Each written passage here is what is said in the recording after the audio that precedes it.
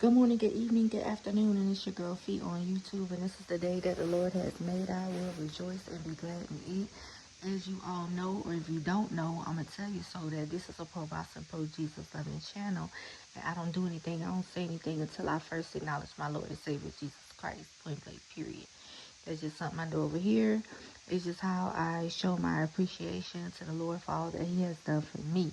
Now, let's get straight into it. So, as y'all all know, I'm on record saying that I didn't like this fight, at least right now, for Crawford. You know what I'm saying? I wanted him to, you know, beat on a couple of ninjas at 154. Of course, that didn't happen, and he jumped up 2 weight divisions to 168 to face Canelo. So at first, y'all know I was against the fight, and I just really wasn't feeling it. But as time drew near, I, started to, get used to the idea, if you will.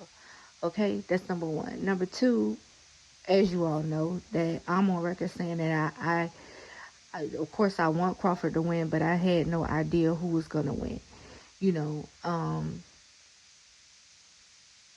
Just because I'm not going to sit here and act like Canelo garbage, you know what I'm saying?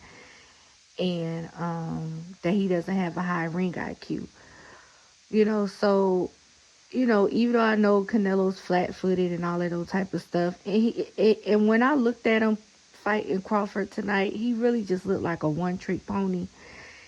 And Crawford is just amazing. You know what I'm saying? He's really good at making really popular, really, you know what I'm saying, talented fighters look like they ain't got nothing. Like, man, you ain't got nothing. Like, he make them look like they ain't got nothing. You know what I'm saying? And I salute him. You know what I'm saying? I was scared. I didn't know how this fight was going to go. You know what I'm saying? I know that Crawford get hit a lot. But, and I know Crawford have a chin, but I just didn't know how he was going to be impacted by Canelo's power. And he did not disappoint tonight. You know what I'm saying? He was quick.